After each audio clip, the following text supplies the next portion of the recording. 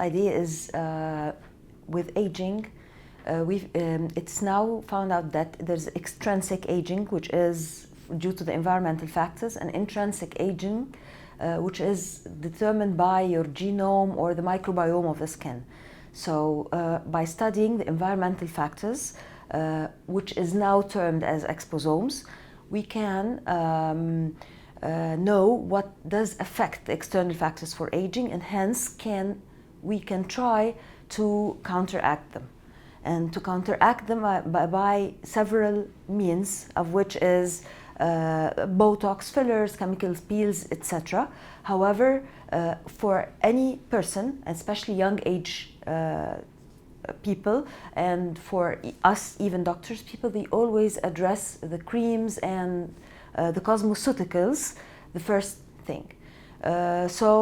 By this talk, I just wanted to introduce what are the factors that affect and cause skin aging, so that we can try as much as possible to address them and to protect our skins before we produce the damage that cannot be reversed.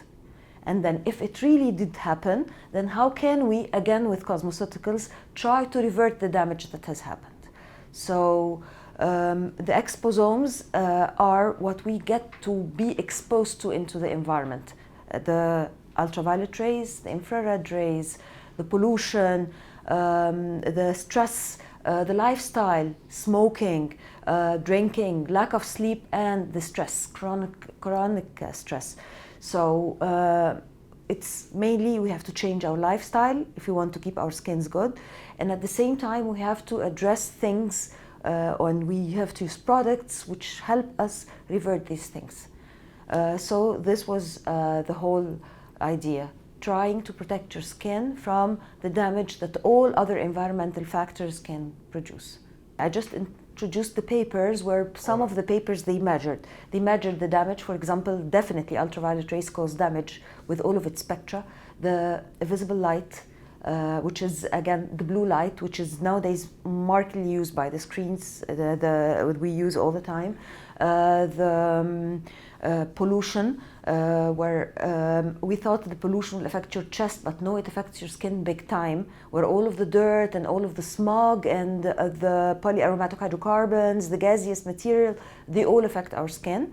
So there were several studies, not only to explain how these, how much damage, but how is this damage caused. For example, ultraviolet rays, they produce damage to the DNA. The pollutants, they do have a pathway of a certain pathway which finally lead to affection of a certain receptors called the aryl hydrocarbon receptor. And again, all of these things, they lead to reduction of the matrix metalloproteinases, which are responsible for the degradation and the production of collagen. So in all cases, it's totally scientific, totally proved, and everything is referenced in my talk. So it's not like we're just talking like this or that. First of all, there's not a single dermatologist who's not asked in the clinic about what is the face, what is the regimen you recommend for the face. Okay, and so when I suggest this, I would say, please, number one, clean your faces. Okay, but do not over clean your face, because we do not want to produce abrasion to the skin, and we do not want to affect the skin barrier. Harsh soaps should not be used nowadays, and so we use the milder forms of the soaps, which are we call them synthets, and I mean choice of the cleanser is very important. Number two, please hydrate. Hydrate and do not overhydrate. Hydrate and moisturize. And watch out for your skin type, because for example, if you have an acne prone skin and you keep on hydrating and moisturizer with a thick product, for example, product containing paraffin or liquid squalene or so, you might clog your pores and cause acne outbreaks. So you moisturize with something natural, maybe a product which has glycerin, a product which has maybe a hyaluronic acid or so. Number three, please avoid the sun. And unlike what we believe, the people, they think, and when we go to the beach, avoid the sun, but all year long it's okay. I'm not exposed to the sun. No, it's the chronic exposure which affects really the skin, and particularly fair skin. And actually, and watch out while using the sunscreen. It's not a shield. It's not that I'm using a sunscreen of SPF 50 plus or 100 or so that I'm having a shield. No, this is not the case. It does not protect you 100% because it's measured with a certain amount, and it's measured that you put a thick layer or a thin layer. It depends on what is present in the sunscreen, whether it's a mineral thing or no. So use your sunscreen, avoid the sun exposure every day. Even if you want to get a tan or so on the beach, use the proper products for that. And this is not as dangerous as while you're driving your car in the sun every day, particularly in hot, humid climates. And then I would use, please quit smoking. Please. It's not because of the chest and smoking kills and all of these terms. It's because really it affects the skin. It gives you a yellowish tinge. It affects the fine wrinkles and so. And for the products, you have to have your own regimen.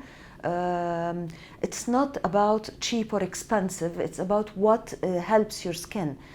Some of the products are very expensive and they do not help 100% because you're paying for the package, you're paying for the name, but you're not actually paying for the thing.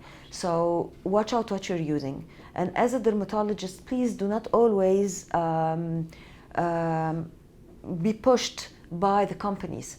Check what the company do claim. It's okay, just have a little bit of time to read if these are the things really there and if these things really do what they're claimed to do or no. Actually, I cannot tell how would this help, but at least being aware of the danger will make you try to avoid, and it will help the cosmeceutical companies to address this particular issue. I think now in the market, for example, there are products which are used against pollutions. Actually, yes, when you read about it, you find that yes, this protects against pollutants. It has a certain, you can use it underneath your makeup. Companies are, the use of the nanotechnology is very important so that you can have a good feel for the product. You can have, you can make the patient comply to use the product, because one of the most important and problem with sunscreen is the dragginess of the sunscreen. I myself sometimes I'm just not in the mood to use a sunscreen. So the companies, I think, will be try to add things which make them easier to use and which help to address the problems that everyone meets in their daily life, which is pollution and sun.